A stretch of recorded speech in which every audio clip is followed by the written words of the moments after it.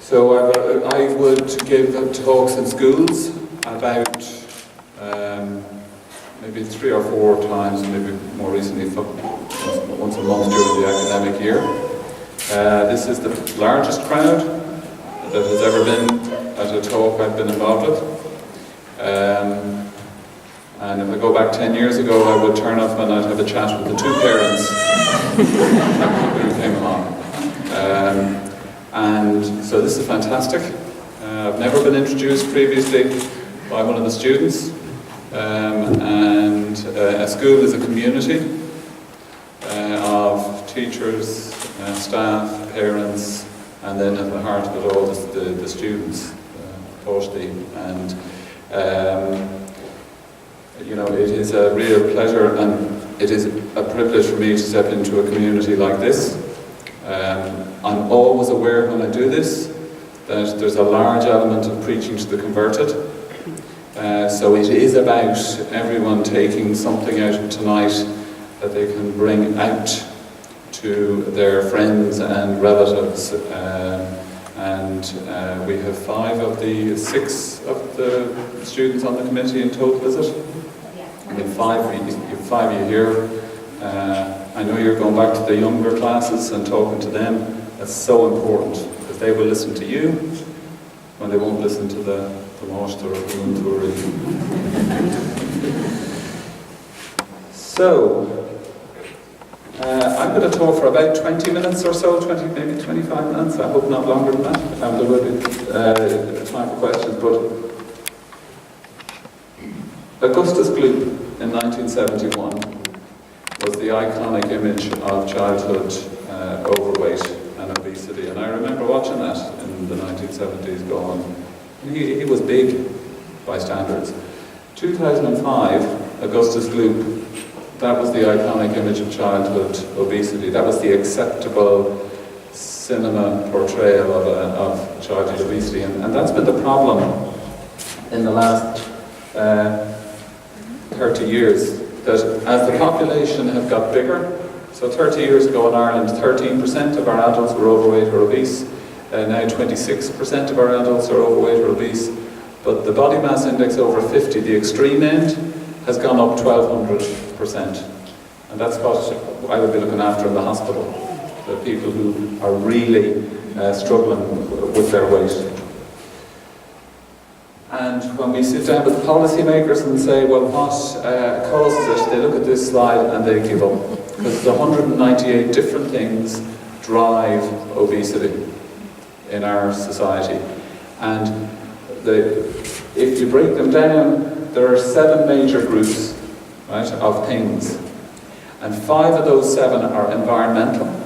They're not down to individuals, they're actually the way food is marketed, the way it's promoted, what's your physical activity environment like. They're outside of your control. If that is true, then obesity should spread in the environment. And that's what this study, the next study showed, that obesity spreads within the environment to 3 degrees of separation. So if a friend of yours becomes overweight or obese in the next 5 years, your risk of becoming overweight or obese is increased by 70%. And if a friend of yours becomes overweight or obese in the next 5 years, your risk of becoming overweight or obese is increased by 40%.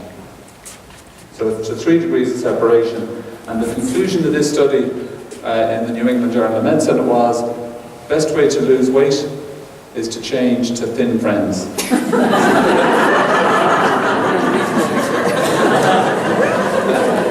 That is based on sound science. And that 3 degrees of separation applies to other conditions, including depression and cancer. Because you are surrounded by individuals and the environment clusters risk factors. If I had recognised this 20 odd years ago, then I would not have gone into the area that I am working in, because why would you? So it turns out that, and this is the reason that school-based, home-based initiatives are so important. Once the weight is on, all you can lose is 10% of your starting weight for 90% of people. So weight gain is 90% irreversible for 90% of people. Most people losing 10% of their starting body weight is fine. It's really enough, and it's really good for your health, for your blood pressure, for your cancer risk, for your dementia risk. But for the people we're looking at from the hospital, 10% isn't enough if you're 270 kilos coming to us. I was going to present some of our research over to Scotland, and I'm going to show a little bit of our research before I talk about a couple of other things. And I was looking for a sign that the day would go well, because it was slightly controversial, and that was the plane that brought us. And I just thought, somebody somewhere is smiling. So obesity has doubled.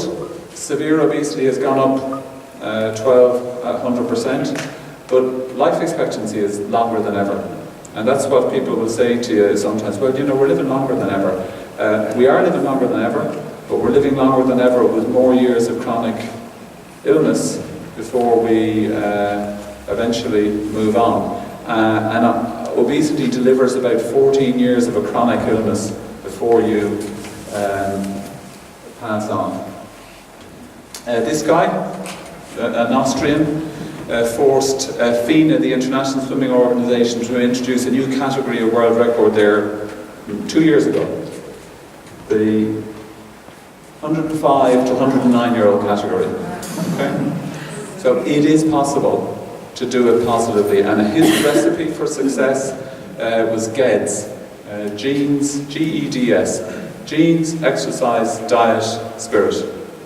And he said you need all of those on your side to do this. And there's a really cross 103-year-old in Bristol who was the holder of the illness. And he has to wait 2 years. Margaret Chan, who heads up the World Health Organization, and I've had a chance to meet her, she said this last year, protecting our children from the marketing of unhealthy food and beverages is harder than protecting them from vaccine-preventable diseases. Now, for the WHO to say that is incredible. I mean, I read it and I said, I know it. I didn't think the WHO would come out and actually say it about vaccine-preventable. So it's tough. We know nutrition in pregnancy is vital. This is a photograph taken by one of my team, and she emailed it to me. McDonald's now put their expectant mums parking spaces closer to the entrance than the disabled car park spaces, which is just fantastic. We've just finished some research on names on bottles, and it works, basically. If a 12-year-old, 11-year-old or 10-year-old sees their name in a bottle, they want that bottle. Interestingly, students with higher levels of self-esteem are more likely to buy the bottle with their name on it.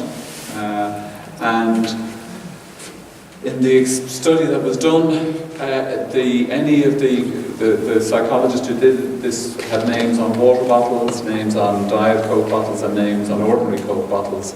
And if a student went back into the room with a bottle of water, they were kind of slagged by their peers, and they wanted to go back in and try and get a fizzy drink. So the peer pressure is amazing. And what industry have to do, this works. It has to be used to promote the healthier options. It has to incentivize the healthy choice, not the unhealthy choice. And Nutella have introduced names on cartons now. When I was growing up, if you went to get an ice cream, you had to open the deep freeze and dive in. And now, because eye level is bi-level, the ice creams are for 3-year-olds are at 3-year-olds eye level. Same with the petit falou and the cheese strings. Go along for Brussels sprouts, and just look at the way the veg store is designed. It doesn't sell, so Have any of you ever pestered for Brussels sprouts? Don't do it. Anyone who would do the lotto now and again? So hands up here who would do the lotto once or twice a year if the jackpot hit. Yeah. Okay. So there you are. So anyone who put their hand up is twice as likely to buy a product with a win on it. There's biology behind that advertising. So they don't want to send you to America. They want to shift product. And the same part of the brain that likes high fat, high salt, high sugar likes a flutter. So it's a double hit, and you're twice as likely standing in the garage forecourt to do this. I was asking the committee if any of them had played Doritos Roulette. Hands up here who's played Doritos Roulette? Hands up here who's never heard of Doritos Roulette? Vast majority of you, okay. I gave a talk in the SEM in Killarney last year and met 5 cousins I didn't know I had, actually. The first years came in and I asked how many had played Doritos Roulette. 120 hands out of 120 hands went up. Same blank looks from the teachers that he gave. The second years came in and about 70 of the 120. And then the transition years came in and about 30 of the 120. So Doritos Roulette is 1 in 10 of these Doritos are hot chili and will send you running for a drink of water. It's an eating game, basically, of a high fat, high salt, high sugar food. It takes hunger out of it. It takes satiety out of it. It's just an eating game.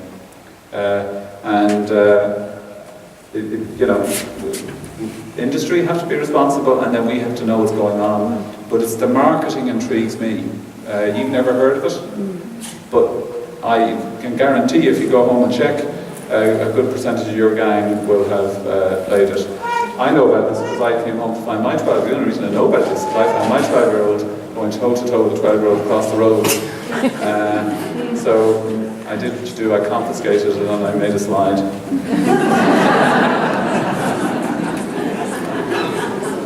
This is the Irish food pyramid, and I'm just going to flick through a couple of food pyramids because I think it shows that things are changing in terms of the guidelines, and we're going to have our own new food pyramid at the end of the month.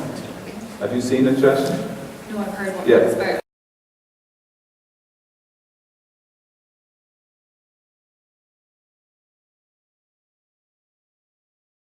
These children attending Crumlin and Temple Street. We have 60 in each group now of lean children and 60 obese children. Average age 12. 90 kilograms is what in stone? For people who think a stone is about 14 stone, 13.5, 14 stone.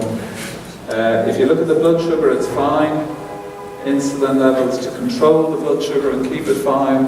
The obese kids are having to pump out an outrageous amount of insulin. And we're seeing in the clinic people in their 20s and late teens and with type 2 diabetes because of insulin resistance and insulin kind of failure. Wouldn't they be thought about that when I qualified 25 years ago? And what we've seen is that these kids are turning on their genes for diabetes and heart disease already as young as the age of 5, and they're turning off their defense against cancer already as young as the age of 5. And we've started to look at their natural killer cells, and these are the most important cells in your immune system. They are responsible for killing tumours, they're responsible for killing viruses, they're responsible for your response to a vaccine if you're vaccinated. And what we've seen is in obese kids, the number of their natural killer cells is reduced. And we've started to look inside their natural killer cells because they're not working well. And what we've seen, to our surprise, because these cells need glucose to function. That's how they work, that's their fuel. what we've seen is they're not using glucose anymore because they're full of fat. So we used to know that if you got carried too much weight, it used to get into the liver and into the muscle and cause trouble. We're now seeing that you've got fat inside your immune cells, and it's effectively that analogy of diesel in a petrol engine. It's just seized up. Their cells don't respond, don't do the job they're meant to do. The French, back to the food pyramid, the French haven't used a pyramid, they used a food stairs to say physical activity is really important. Water is at the top, so again the hydration thing is important. Then they have their fruit and veg and salad, and then their rice and grain and pasta. The Greeks, still taking themselves a bit too seriously, and austerity hasn't left them yet. I had hoped that we'd go with the food plate this time. I don't know what your thoughts were. I like the food plate. The US have gone with the food plate. The UK have gone with the food plate. It's a good visual. It's an easier one to get your head around. So half your plate should be fruit and veg and salad, or half of everything you eat should be fruit and veg and salad, and a quarter should be grain or rice. And then protein is important. The source isn't. So whether it's egg or chicken or meat, it doesn't matter. And then dairy is really important. Fat will make its way into the diet. You don't have to work on that. It just happens. It'll get in, and enough of it will get in. And the Japanese is the last one I show. They use the spinning top, and the spinning top is still a really popular toy around Christmas in Japan. So they wanted it to be relatable for kids. They have water on top, and of course the spinning top is physical activity. For cultural reasons, they'll never move rice from the most important, it'll stay there. What they've done more clearly than anybody else, and I find this a little disappointing, is they've separated fruit and veg, or they've separated fruit from veg and salad. And they've put veg and salad as the really important one, and fruit then as 2 of your 5 a day. Now I know for me, for my 5 a day is, I major on fruit, I'm less good on the veg and salad, but this is saying we need to make an effort, from their point of view, they're saying to have more veg and salad in there, and it's a good point.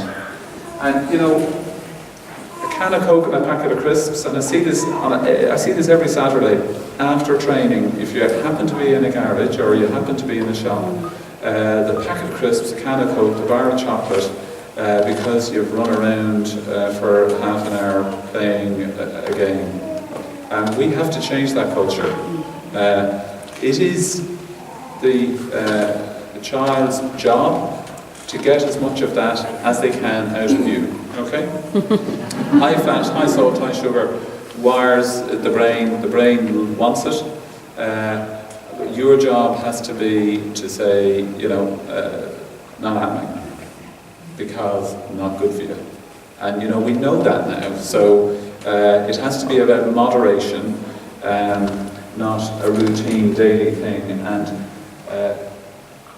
sugar sweetened drinks are a daily thing now in our 5 to 12-year-olds diet for the majority. And then, the way we play has changed. So it's hard to fall in a school playground now, and we're never offline. So hands up here of the parents who only have kids in primary school still. Okay. Hands up here who have kids in primary and secondary. Okay. Less. I wish I only had kids in primary school. It is easier. So we've now lost the battle with screens and technology. I just don't know, it's not possible without being so left to centre that you're going to cause trouble. So the technology is a fact of life. We have to manage it. Facebook is illegal if you're under the age of 13, I think, isn't that right? Yeah. So it's absolutely not a problem then in this school, because none of the students will have a Facebook page. But you know, so we have to acknowledge it, manage it positively. We got a letter home from the school my kids go to saying, you know, ask your kids how was their virtual day and how are their virtual friends. And you know, I read the line and I knew how it would go down. So anyway, I delivered it at the dinner table that evening. Oh, and tell me how was your virtual day? I haven't been asking enough about your virtual life. that was the end of that dinner, you know.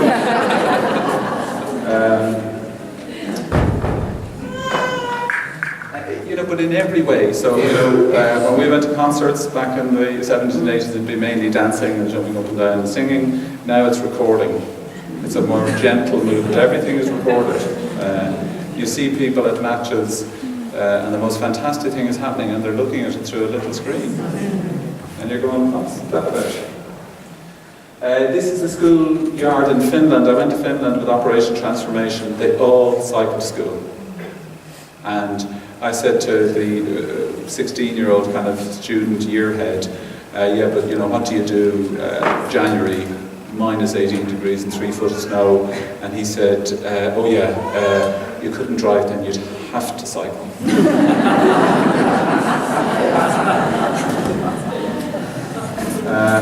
That was Cabinteely Community School the following week at the same time of day, and it's pretty well served with psychopaths in that part of Dublin, you know, so, but the culture is different, and I think it has to change. And that's an Irish cycle lesson. Yeah. Well, but what upsets me about that, if it wasn't such a big problem, in terms of obesity, that would be funny, but people had to arrive at and actually go ahead with whatever the plan was, despite that.